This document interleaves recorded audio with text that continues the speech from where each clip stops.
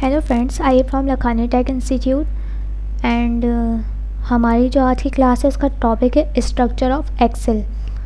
Structure of Excel से आपको समझ आ रहा होगा कि हम इसमें जो है पूरा स्ट्रक्चर रीड आउट करेंगे एक्सेल का कि किस तरह से होता है। तो लास्ट क्लासेस में मैंने आपको शॉर्टकट्स वगैरह और किस तरह से टूल बार में ऐड करना है ये सब मैंने आपको बता दिया था। और हमारा जो अब है वो हम स्ट्रक्चर इसका रीड आउट करेंगे कि इसका स्ट्रक्चर कैसा होता है। आपने देखा होगा जब मैंने यहाँ पे फाइल स्टार्ट की थी, मैं आपको दिखा देती हूँ न्यू, तो यहाँ पे वर्क बुक क्यों लिखा हुआ है। हम इस पेज को वर्क बुक क्यों कहते हैं, हम इसे एक्सेल शीट भी कह सकते हैं। हम इसे वर्क बुक इसलिए कहते हैं क्योंकि इसमें रॉज वगैरह भी अनलिमिटेड हैं, बहुत सारी हैं इसमें, जिससे हम अगर लाइन वाइज काउंट करेंगे तो हम काउंट भी नहीं कर सकते, इतनी सारी हैं। और इसमें कॉलम्स भी बहुत सारे हैं। और आपको यहाँ नज़र आ रहा होगा कि मेरा एक्सेल यहाँ पे ओपन हुआ हुआ है, यहाँ पे लिखा हुआ है शीट 1। अगर मैं यहाँ पे प्लस साइन पे क्लिक करूँगी तो यहाँ मेरे पास शीट 2 भी ओपन हो जाएगी।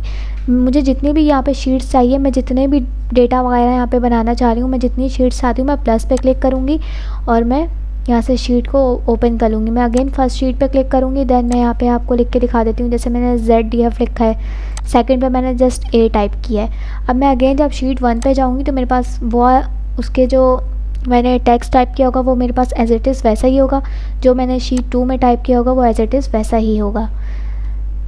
सेकंड में आपको ये बताऊंगी कि इसमें कितनी रॉज होती हैं और कितने कॉलम्स होते हैं। रॉज हमारी ये वाली होती है एंड कॉलम हमारे ये जो आपको अल्फ़ाबेटिक ऑर्डर नज़र आ रहा है ये होती हैं। तो अगर हमें ये मालूम करना है कि हमारी रॉज और कॉलम्स कितनी हैं एक्सेल में, तो हम इसे किस तरह से जाएंगे। सिंपली आपको क्या करना है,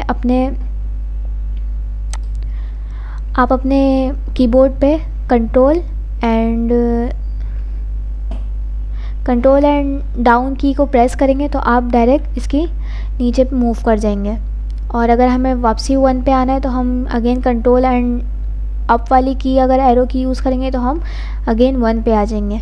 इस तरह से हम ये काउंट कर सकते हैं कि हमारे पास रॉज कितनी है। जैसे कि आप एक बार दोबारा देख लें कि मैंने अगेन कंट्रोल एंड डाउन की प्रेस की है तो मेरे पास 1 0 4 8 5 7 6 इतनी सारी रॉज यहाँ मेरे पास शो हो रही हैं। और यहाँ पे मैं अगेन ऊपर जाऊँगी अप की से तो मैं ऊपर आ चुकी हूँ। अब मुझे देखना है यहाँ पे कॉलम्स कितने हैं। जैसे अल्फ़ाबेटिक ऑर्डर है, यहाँ पे आपको लग रहा होगा कि Z पे ख़त्म हो जाएगा, तो ऐसा नहीं है।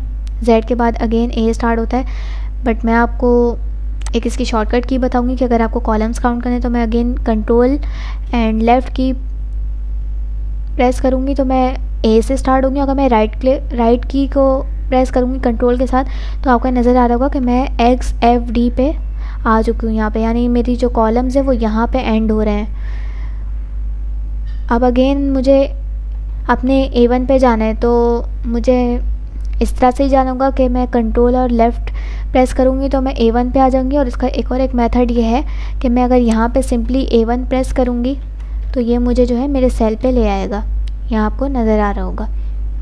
और इसमें जो दूसरा एक बॉक्स है वो ये है कि मैंने यहाँ G के ऑप्शन पे आई हूँ, मैंने यहाँ क्लिक किया है तो ये यहाँ पे मुझे बताता है कि आपके पास जो है आप कौन से बॉक्स पे हो, ये मुझे उसका नेम बता देता है। जैसे मैं G के कॉलम में हूँ और रॉ कौन सी है, 5 वाली है, तो ये मुझे G5 बता रहा है। जैसे मैं यहाँ पे क्लिक करूँगी तो ये क्या है, मैं C8 पे हूँ, तो ये मुझे जो है सेल के आइडेंटिफाई करके मुझे यहाँ पे शो कर देता है।